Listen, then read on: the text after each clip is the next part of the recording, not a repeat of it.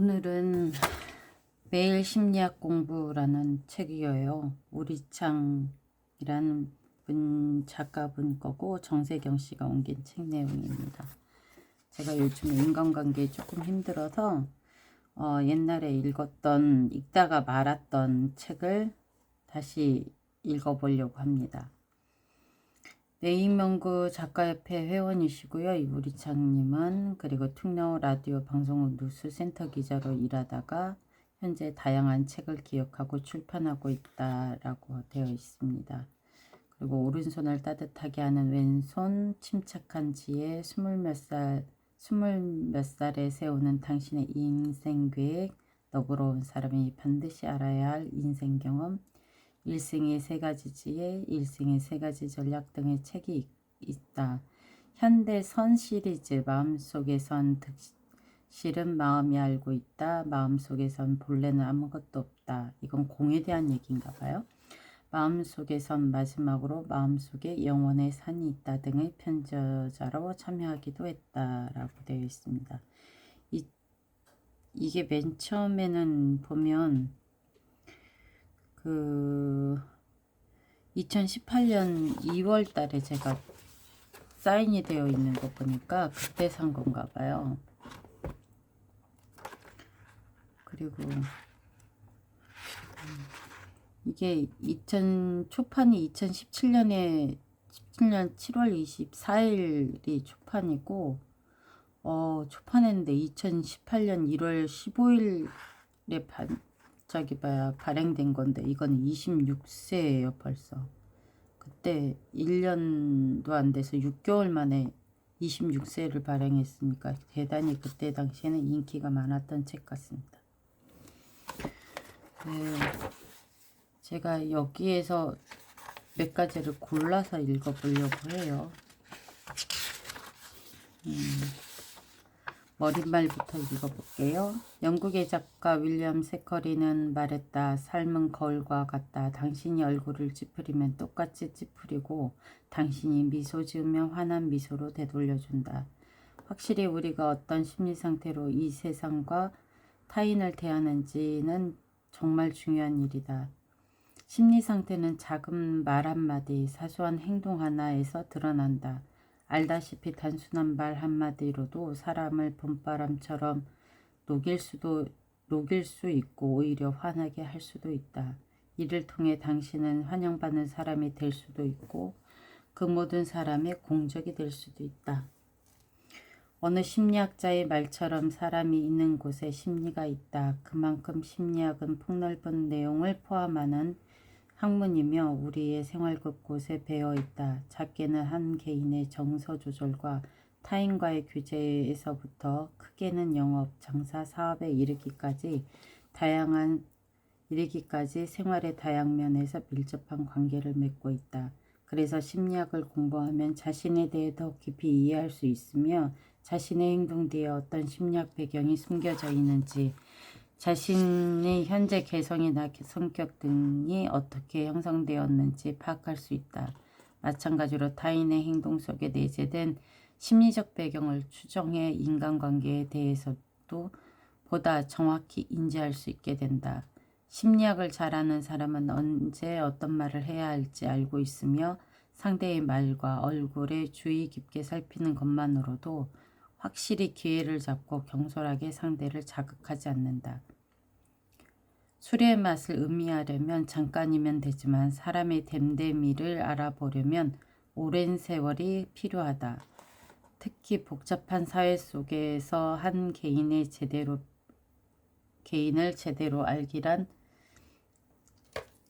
알기란 쉬운 일이 아니다. 프랑스 작가 빅토르 위고도 다음과 같은 말을 남겼다. 바다보다 넓은 것이 하늘이고 하늘보다 넓은 것이 사람의 마음이다.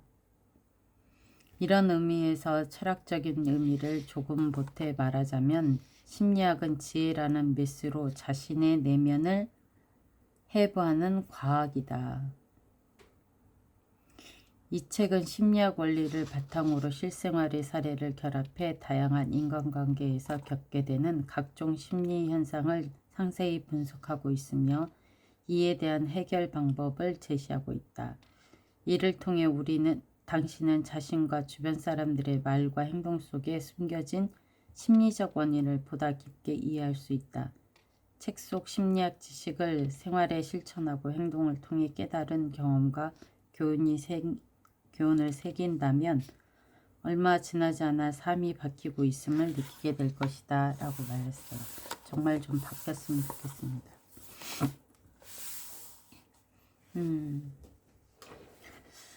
뭐 여기 1장에서는 심리학으로 나의 일상 살펴보기, 2장에는 심리학으로 내 마음 알기, 그리고 제3장은 1분만 더 시간이 주어진다면이라는 심리학으로 대인관계 폭넓히기, 4장에 늘 반대하던 사람이 있다면 심리학으로 사람의 마음 깨뚫기, 그리고 5장 스스로 치료하는 마음의 병, 심리학으로 더 건강해지기, 그리고 6장 매일 좋은 기분을 유지하려면 심리학으로 매력 끌어올리기, 그리고 제7장 가족과 나누는 시간, 심리학으로 평생 행복하게 살기, 8장 심리학을 실전에 응용한다면 심리학으로 문제 해결하기, 그리고 부록으로 연도별로 보는 심리학 역사, 이록으로 진짜 나를 관리하는 심리 테스트 이런 것들에 대한 내용들이 쭉 이어져 있습니다. 여기서 제가 필요한 거는 요즘에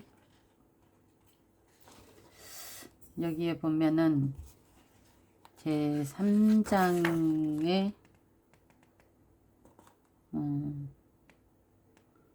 차례차례 읽으면 좋을 것 같기는 한데요.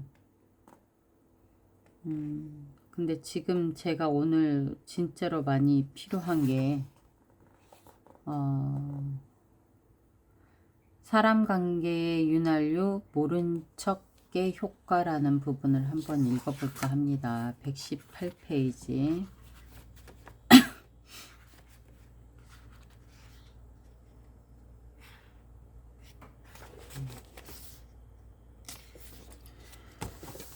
인간관계의 윤활유 모른 척의 효과. 청나라 문교 정판교는 중국 청나라의 문인으로 이름은 섭이고 호가 판교이다 는 말했다. 영리함에도 크고 작음이 구분이 있고 멍청함에도 진짜와 가짜의 구분이 있는데 작은 영리함의 큰 멍청함은 진짜 멍청함의 가짜 지혜이다. 반면 큰 영리함의 작은 멍청함은 가짜 멍청함의 진짜 지혜다. 멍청한 척하는 것은 어려운 일인데 이는 큰 지혜가 어려운 멍청함 속에 숨겨져 있기 때문이다. 그쵸. 모르는 척하는 것은 무지가 아니다. 현명한 처세를 위해서는 멍청한 척, 모르는 척도 할 줄 알아야 된다. 그 때문에 정판교도 멍청한 척하기 힘들다고 말한 것이다. 모르는 척하는 것은 무지가 아니다. 현명한 처세를 위해서는 멍청한 척, 모르는 척 할 줄도 알아야 한다. 회사 동료 사이에는 종종 정상적이지 않은 경로로 소식이나 정보를 전할 때가 있다. 이런 경우 간혹 모른 척 해야 할 필요가 있는데 그러려면 영리하고 유연하게 대처해야 한다. 알면서도 말하지 않는 것은 그 중에서도 매우 수준 높은 모르는 척의 방법으로 자기 입을 닫고 말하고 싶은 욕심만 억누르면 된다. 근데 그게 쉽지 않아서 간혹 동료가 직접적으로 언급할 경우 다른 곳을 보며 말을 돌리는 것도 좋다. 동료가 알려달라며 조바심을 낸다면 차라리 모른다고 말해야 한다. 이와 같은 모르는 척은 실제로 일이 생기기 전에 예방하기 위한 것이다. 실제로 일이 생기기 전에 예방하기 위한 것. 이렇게 하면 더 많은 시간을 두고 어떤 중요한 일에 집중할 수 있으며 이는 승리를 위한 책략이 될 수 있다. 또 다른 방법으로 수동적으로 모르는 척하기가 있다. 어떤 일의 진상에 대해 정확히 모르지만 좀 더 알고 싶다든지 이 일이 매우 중요한데 사방이 함정이라 빠질까봐 두려울 때 사용할 수 있는 방법이다. 간혹 당신으로부터 정보를 얻으려 하는 동료는 모든 상황을 파악하고 있으면서도 더 많은 사실이나 핵심을 확인하려 한다. 이럴 때 당신이 역으로 그에게서 정보를 얻어내려면 더욱더 모른 척 할 수 있어야 된다. 이를테면 반문을 하는 식으로 정말? 그래? 라고 물으며 더 알고 싶은 눈으로 바라보거나 동료가 계속 말을 하도록 유도해보라. 어쩌면 그는 참지 못하고 자기가 아는 내용을 다 말해줄지도 모른다. 정말? 그래?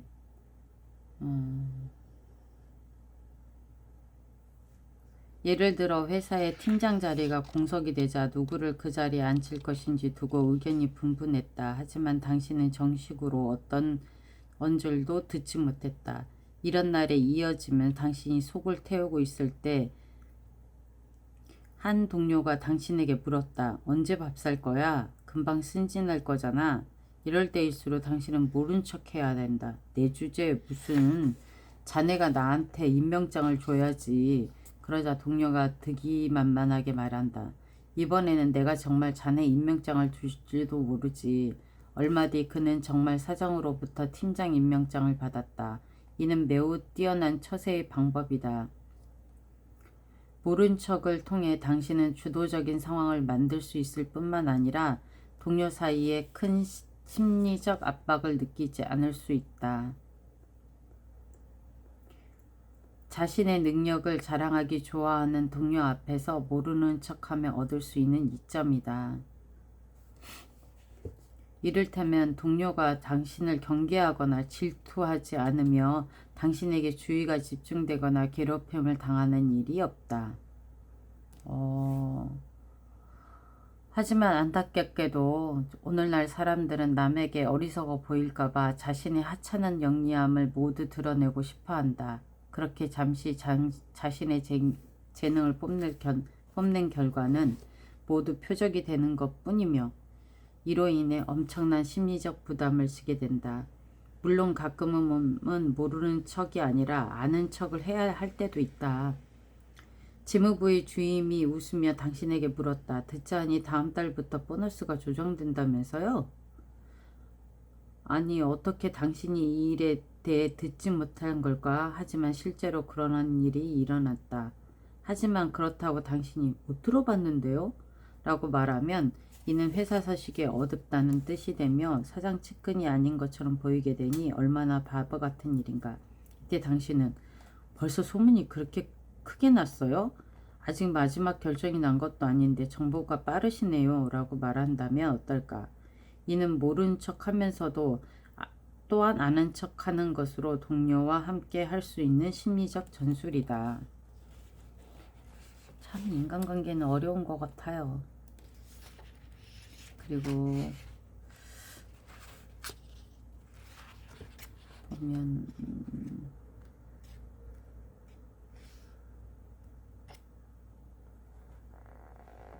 그리고 지난 여기에 보면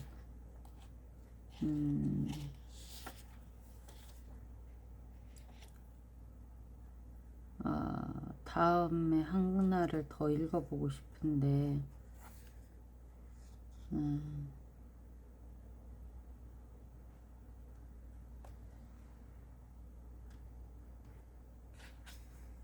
또 어떤 걸 하나 더 읽어볼까요?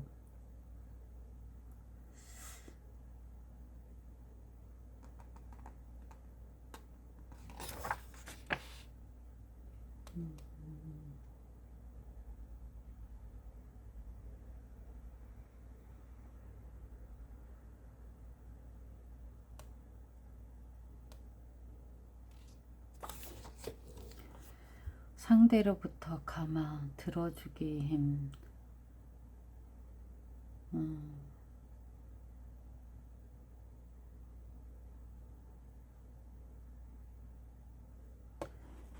그러면은 그 다음 장을 그냥 한번 읽어보겠습니다. 내용들이 다 제가 볼 땐 다 뭐 평상시 다 읽는 심리학 같은 책이라서 한 번씩 다 읽어보면 좋을 것 같은데, 오늘은 제가 좀 힘드니까 121페이지 쪽부터 하나를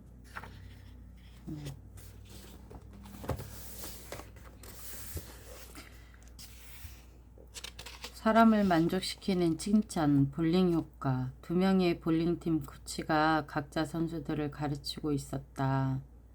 양팀 선수들은 모두 이 플레임에 8핀을 넘어뜨렸다. 이때 A 코치는 자기 선수에게 말했다. 잘했어. 8핀이나 쳤다. 그의 칭찬에 선수는 신이 나 다음에는 더 힘을 내 남은 2핀도 쓰러뜨려야겠다고 생각했다. 반면 B 코치는 자기 선수에게 말했다. 뭐 하는 거야? 아직 2핀이나 남았잖아. 선수는 코치의 질책에 속상해하며 8핀이나 쓰러뜨린 것은 안 보이나라고 생각했다. 이후 A 코치가 가르치는 선수는 성적이 꾸준히 향상되어 됐지만 B 코치가 가르치는 선수는 갈수록 성적이 떨어졌다. 이거는 정말 맞는 것 같아요. 현실적으로도 맞는 얘기인 것 같습니다. 더군다나 약간 소심하거나 소심한 친구들은 옆에서, 제 같은 경우가 옆에서 막 큰 소리를 치거나 나를 질타하는 사람이 있거나 이러면 긴장되고 그걸 어떻게 봐야 대응할지 모르고, 이거 또 틀리면 어떡하지, 잘못하면 어떡하지 막 이래가지고 더 행동이 더 일을 못하더라고요. 이것이 바로 볼링 효과다. 칭찬과 격려는 사람의 힘을 돋워갈수록 감춰진 잠재력을 발휘하게 하지만 질책과 비판은 사람의 힘을 빠지게 해 점점 더 좌절감과 위축감을 들게 한다.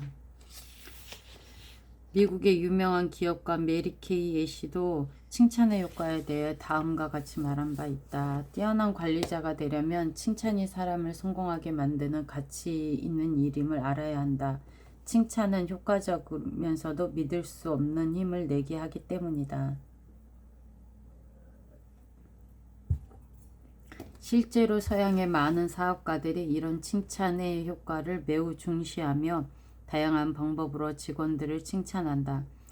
때로는 말로 또 때로는 글로 부하 직원을 칭찬하며 정신적이거나 물질적인 방법으로도 그들의 적극성을 이끌어낸다.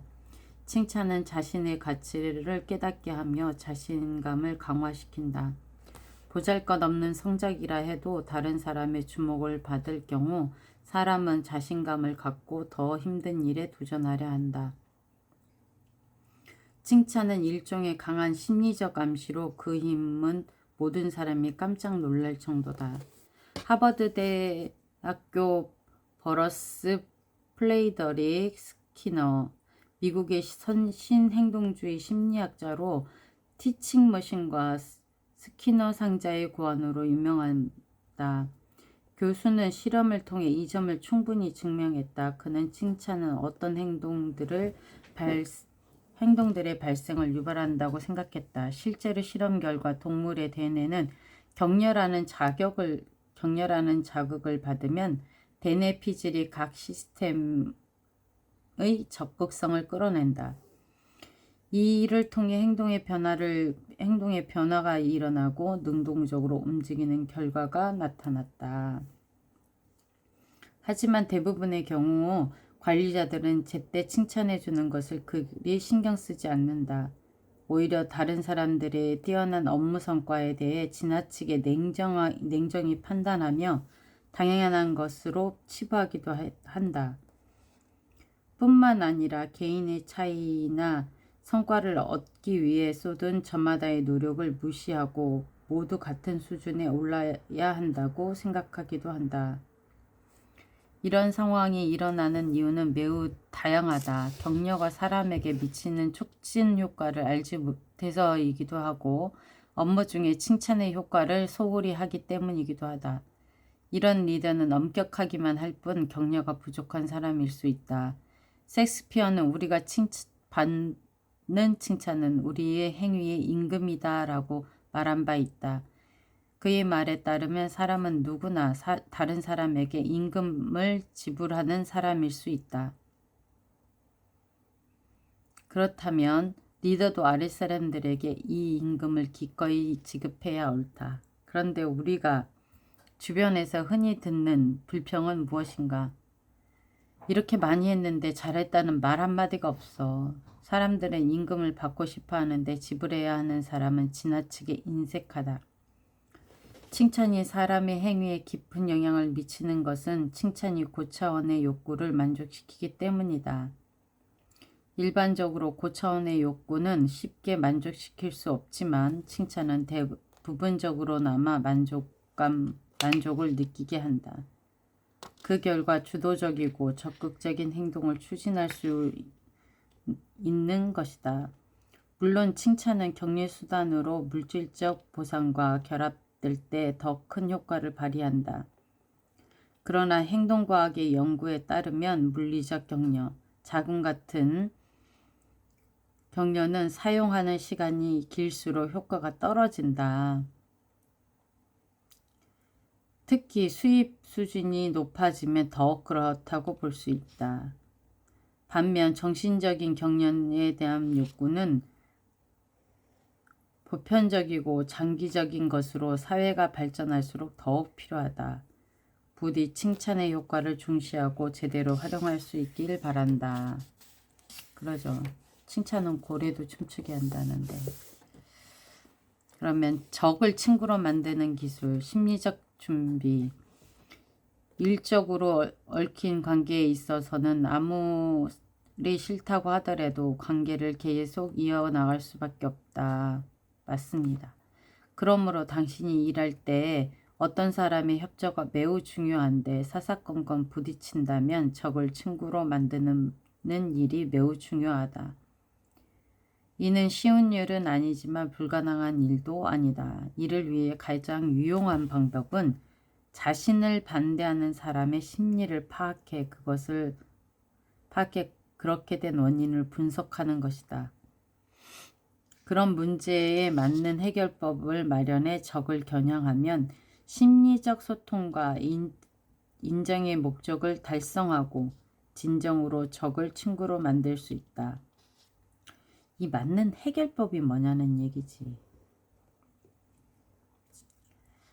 누군가 당신의 잘못을 크게 질책할 때 당신은 화를 내기에 앞서 평상심을 갖고 이게 쉽지 않은데 누군가 당신의 잘못을 크게 질책할 때 당신은 화내기에 앞서 평상심을 갖고 그의 행동이 당신에 대한 관심이라 생각해보라. 그런 관심 필요 없는데 이런 시각으로 문제를 이해하고 해결하면 잘못에 대해 끊임없이 언쟁을 벌이는 것보다 도움이 많이 된다. 그거는 맞을 것 같네요.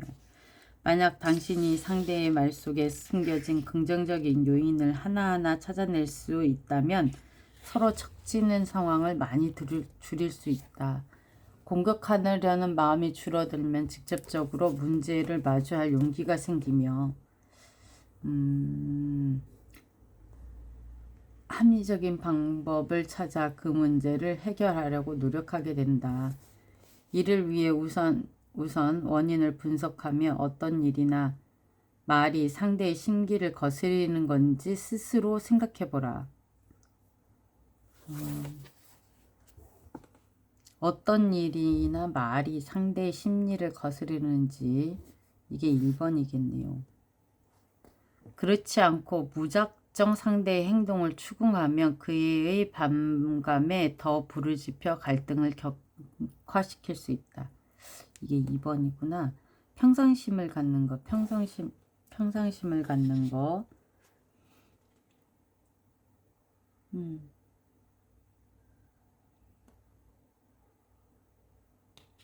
평상심을 갖는 게 1번이고 그 다음에 저 사람이 왜 나한테 저럴까? 내가 뭘 했을까? 를 생각해 보려는 게 2번째. 문제를 해결하는 마음가짐이 있다면 상대에게 정확한 원인을 물어야 된다. 그게 상대에게 정확한 원인을 물어야 되는 게 3번째네요. 나는 어떻게 된 건지 잘 모르겠는데 나한테 어떤 문제가 있는지 알려줄래? 만약 상대가 말조차 하려 하지 않는다면 당신에 대한 저기가 상당히 깊다는 뜻이다. 이럴 경우 차라리 당신은 직접적으로 상대에게 말하는 것이 낫다. 나한테 불만이 있는 것 같은데 내 생각에는 좀 더 허심탄회하게 얘기하는 게 좋을 것 같아. 이렇게 말해도 꼼짝하지 않는다면 상대에게 완곡하게 경고해도 좋다. 만일 상대가 당신에 대해 불리한 말을 한 것을 인정하지 않는다 해도 당신이 굳이 전곡을 찌를 필요는 없다. 상대는 이미 심리적으로 당신의 말과 태도에 부적절한 점이 있음을 느꼈기 때문이다. 이때 당신은 아마 내가 오해했나 보네. 하지만 앞으로 무슨 문제가 있으면 나한테 직접 말해줬으면 좋겠어. 라는 정도로만 얘기해도 된다.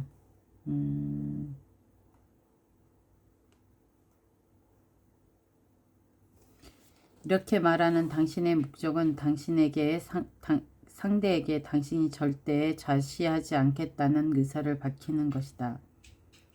이때 당신의 심리적 우세는 이미 확립됐으며 당신은 상대에게 갈등을 해결하려는 신호를 보낼 수 있다. 상대가 당신을 적으로 여기고 있다면 그는 가급적 당신과 같은 장소에서 마주치려 하지 않을 것이다. 그러므로 얽힌 갈등을 풀고 싶다면 먼저 신호를 보내 상대와 만날 기회를 찾는 것이 좋다. 따뜻한 눈빛으로 바라보며 그의 반응을 살펴보라. 난감해하는가 아니면 어색해한다든지 눈빛을 피하는가 그것도 아니면 눈을 부라리고 당신을 노려보는가. 노려보는 것만 아니라면 두 사람 사이는 아직 희망이 있다. 만약 상대에게 직접적으로 당신의 뜻을 전달하는 것을 심리적으로 받아들이기 어렵다면 제3자의 도움을 빌려도 된다. 어쩌면 당신이 갑자기 자신의 뜻을 밝히면 상대는 당신의 본심이 무엇인지 의심할 수 있다. 이럴 때 다른 동료와 얘기할 때 그에 관한 좋은 얘기 몇 마디를 한다든지 두 사람의 관계를 아는 사람에게 후회의 뜻을 토로하면 언젠가 상대의 귀에 들어가게 될 것이다. 당신의 속내를 듣게 되면 그도 상응하는 심리적 반응을 보일 수밖에 없다. 사실 대부분의 경우 관계가 경직되는 것은 커다란 원칙적인 문제 때문이 아니라 평소에 작은 일이 쌓이기 때문이다. 그러므로 당신은 우선 작은 일을 중시할 줄 아는 심리적 기제를 배양하도록 해야 한다. 오늘은 여기까지 하겠습니다. 이게 오늘 저한테 도움이 많이 돼야 될 텐데요.